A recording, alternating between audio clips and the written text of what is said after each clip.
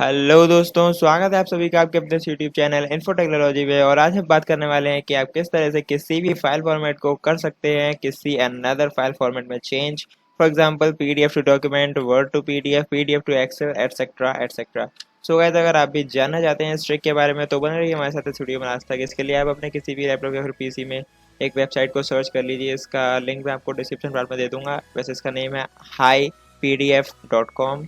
And यहाँ पर आप जैसा कि देख सकते हैं online PDF solution, compress PDF, PDF to Word, Word to PDF, PDF to Excel, Excel to PDF, PDF to image, image to PDF, merge PDF, split PDF. And दोस्तों, आप इस वाले सेक्शन पर क्लिक करके ऑल टूल्स यहाँ पर देख सकते हैं। PDF to Word, PDF to JPG, and PDF to PPT, PDF to Excel, and convert, PDF tools, image tools.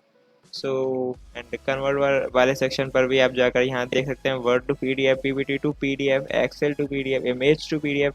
And आप ऑल्सो टेक्स्ट को भी पीडीएफ में, वो सॉरी, इमेज को भी पीडीएफ में कन्वर्ट कर सकते हैं।